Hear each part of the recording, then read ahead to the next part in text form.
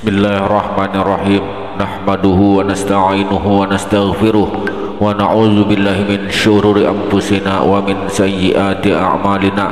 May yahdihillahu fala mudhillalah wa may yudlilhu fala hadiyalah. Asyhadu an la ilaha illallah wa asyhadu anna Muhammadan abduhu wa rasuluh. Rabbi shrah li sadri wa yassir li amri wahlul 'uqdatam min lisani yafqahu qawli. Rabbi ighfirli wa li walidayya warhamhuma kama rabbayani shaghira. Assalamualaikum warahmatullahi wabarakatuh. Secara umum ada 3 prinsip di dalam beragama Islam yang pokok, yaitu Islam, yang kedua iman, dan yang ketiga ihsan. Islam berupa syariat, iman berupa tarekat, dan ihsan berupa ma'rifat. Berdasarkan pada hadis sahih riwayat Muslim dari Umar bin Khattab yang dikenal dengan hadis Jibril, di mana menurut Sayyid Bakari, trilogi itu merupakan kumpulan tahapan dan tingkatan yang saling terkait dalam mengamalkan Islam, lebih-lebih oleh seorang salih. Hal itu dikaitkan dengan percakapan antara malaikat Jibril dan Rasulullah yang ringkasnya sebagai berikut: Hai Muhammad, beritahukan kepadaku apa itu Islam. Rasulullah SAW berkata, Islam adalah Anda bersaksi tiada Tuhan yang disembah kecuali Allah dan Muhammad adalah utusan Allah. Tegakkan solat, bayarkan zakat, puasa di bulan Ramadan, laksanakan haji jika Anda mampu berjalan ke sana. Ia berkata, Anda benar. Kami heran. Ia bertanya, kemudian ia membenarkan. Kemudian ia berkata lagi, beritahukan kepadaku apa itu iman. Rasul menjawab, Anda percaya kepada Allah, malaikatnya, kitab-kitabnya, rasul-rasulnya, hari akhir, dan Anda beriman kepada qadar baik dan buruk. Kemudian ia menjawab, Anda benar. Dan ia berkata lagi, beritahu aku apa itu ihsan. Rasul berkata, Anda sembah Allah seolah-olah melihatnya, dan jika Anda tidak dapat melihatnya, maka ia pasti melihatmu. Sayyid Bakari seperti ingin mengatakan bahwa Islam yang dimaksud dalam hadis tersebut adalah syariat, dan iman adalah hakikat, dan ihsan itu serupa ma'rifat. Ketiga jenjang ini pada dasarnya adalah pengejauhan tahan dari makna takwa, maka untuk mengamalkannya butuh tarekat dari seorang pembimbing atau mursyid agar tidak terjadi ketimpangan.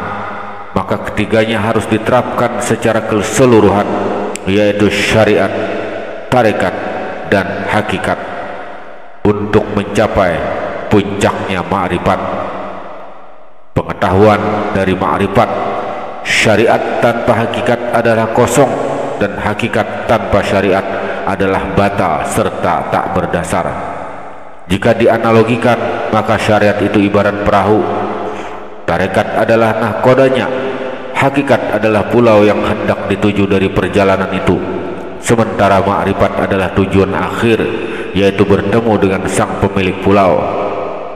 Dengan demikian, hakikat dan ma'rifat tak akan mampu dituju oleh salik tanpa menggunakan perahu dan melalui nahkoda. Karena itu, menurut Sayyid Bakri, umat Islam tidak boleh terkecoh untuk mudah meninggalkan syariat atas nama hakikat atau ma'rifat. Maknanya tarekat dan hakikat bergantung pada pengalaman syariat. Keduanya takkan tegak dan hasil tanpa ada syariat. Sekalipun derajat dan kedudukan seseorang sudah mencapai level yang sangat tinggi dan ia termasuk salah satu wali Allah, ibadah yang wajib sebagaimana diamanahkan dalam Al-Quran dan Sunnah tidak gugur darinya.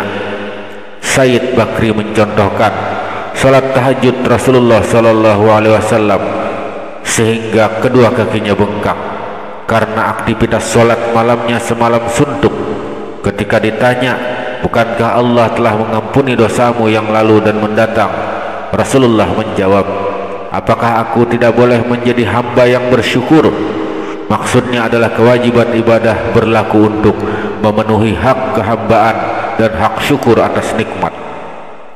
Para wali dengan derajat kewalian mereka tidak pernah keluar dari batas kehambaan dan pihak yang menerima nikmat Allah. Jadi salatnya Rasulullah ini adalah bagian ibadah yang bisa dilihat dari sisi syariat. Syariat adalah wujud ketaatan salik kepada agama Allah dengan melaksanakan perintah dan menjauhi larangannya. Syariat adalah sisi praktis dari ibadah dan muamalah dan perkara-perkara ubudiyah. Tempatnya adalah anggota luar dari tubuh yang mengkaji khusus ilmu syariah yang disebut fuqaha ahli fikih. Menurut Syekh Tajuddin As-Subki, syariat adalah segala sesuatu yang ditanggungkan kepada seorang hamba, sedangkan hakikat adalah inti dan makna dari perkara tertentu. Syariat berbasis fikih, sementara hakikat berbasis iman. Dengan kata lain, syariat adalah pengejauhan tahan dari perbuatan-perbuatan fikih yang digali dari dalil-dalil serta terperinci. Relasi keduanya tak terpisahkan karena syariat harus diperkuat dengan hakikat dan hakikat diwadasi oleh ketentuan hukum syariat, sehingga keberadaan syariat seharusnya mampu mendorong komunikasi langsung syuhud antara seorang hamba dan Khalik tanpa perantara apapun.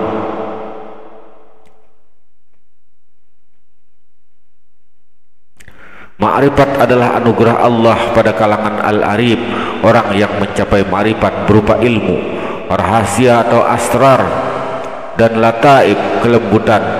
Untuk mendapatkan anugerah arif billah ini, seorang salik tidak dapat begitu saja, tetapi ia harus menempuh jalan panjang yang berisi tingkatan-tingkatan. Jumlah makom yang harus dilalui oleh seorang sufi ternyata bersifat relatif.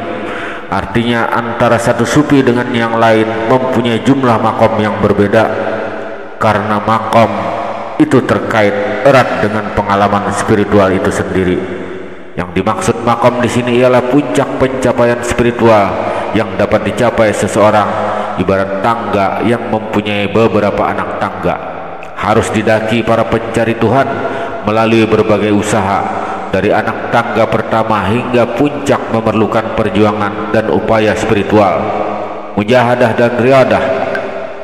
Anak-anak tangga tidak sama pada setiap orang atau setiap tarekat. Pencapaian makom tertinggi yang diidamkan bagi seorang salik adalah ma'rifat. Konsep ma'rifat ini bagi Abu Yazid Al-Bustami dikenal dengan istilah ittihad. Kemudian bagi Al-Halats dikenal dengan istilah hulul, dan bagi Al-Jili disebut insan al-kamil. Bagi Al-Ghazali disebut wusul, dan bagi Ibnu Arabi menyebutnya dengan istilah wahdatul wujud. Makrifat bisa dicapai dengan lamanya bermuamalah dengan Allah. Makrifat merupakan hasil dari sikap zuhud dan penyucian diri, dan ia tidak dapat dicapai kecuali dengan zauq, rasa, dan wijdan, kekuatan batin. Sementara tarekat adalah kesungguhan hati, mujahadah al-nafs, dan meningkatkan kualitas karakter hati yang kurang menuju kesempurnaan dan naik dalam posisi kesempurnaan dengan sebab ditemani oleh para mursyid. Tarekat adalah jembatan yang menjadi perantara dari syariah menuju hakikat. Pokok tarekat tasawuf ada 5: takwa pada Allah dalam rahasia atau terang, mengikuti sunnah dalam ucapan dan perbuatan, berpaling dari makhluk dari depan dan belakang, rela pada pemberian Allah dalam sedikit ataupun banyak, kembali pada Allah kala senang dan susah.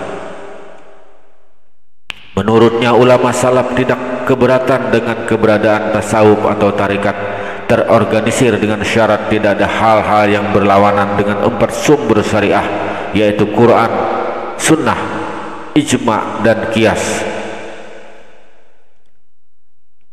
Pokok agama ada 4: Al-Quran, hadis, ijma, dan qiyas menurut Imam Nawawi. Adapun sesuatu yang berlawanan dengan sumber yang 4 ini, maka bid'ah yang sesat, dan pelakunya adalah mubtadi ahli bid'ah yang harus dijauhi. Dituntut untuk meyakini ulama yang mengerti dan mengamalkan ilmunya, dan komitmen pada aturan syariah, dan bersama kalangan orang soleh. Adapun orang yang merusak akalnya atau gila seperti orang yang jazab, maka kami serahkan tingkah mereka pada Allah, serta wajib mengingkari pada yang terjadi pada mereka yang berlawanan dengan zahirnya, guna menjaga aturan syariah.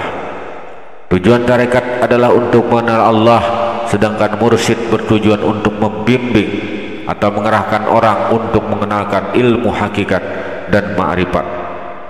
Mereka tidak saja akan menjelaskan pentingnya ilmu ini dengan pemisalan yang tinggi, tetapi sekaligus sebagai teladan sandaran dalam bertarekat harus berguru atau belajar secara langsung kepada orang yang telah ma'rifat, sebagaimana hadis Nabi SAW yang artinya, sertakan dirimu kepada Allah.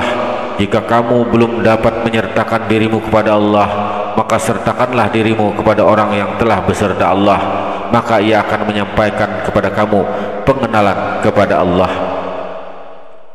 Berdasarkan keterangan hadis di atas bahwa kita harus menyertakan diri kepada orang yang beserta Allah, artinya kita harus belajar secara langsung kepada orang yang telah dapat serta Allah, yang lazim disebut mursyid atau guru atau syekh. Maka tidaklah berlebihan jika Abu Yazid Al-Bustami berpendapat bahwa barang siapa yang menuntut ilmu tanpa berguru, maka syaitan gurunya. Pendapat tersebut didasarkan pada hadis Nabi SAW yang artinya, barang siapa yang tiada syekh mursyid guru yang memimpinnya ke jalan Allah, maka setanlah yang menjadi gurunya. Karena pentingnya mursyid ini, seorang ulama tabi'in Muhammad bin Sirin rahimahullah mengatakan, sesungguhnya ilmu ini adalah agama, karena itu perhatikanlah dari siapa kalian mengambil agama kalian. Maka wajar jika seluruh syekh tarekat tasawuf sependapat bahwa tak seorang pun boleh mengajarkan dan memberikan bimbingan tentang hakikat kecuali telah menguasai syariat secara benar dan mendalam. Langkah ini pula lah yang ditekankan oleh sejumlah tokoh tarekat terkemuka lainnya, seperti Syekh Abul Hasan As-Sajili, pendiri tarekat As-Sajiliyah. Barang siapa yang kehilangan akar tak akan berhasil mencapai puncak, kata Imam Asy-Syarani, sebagaimana dinukil Sayyid Bakari. Wallahu a'lam bishawab. Assalamualaikum warahmatullahi wabarakatuh.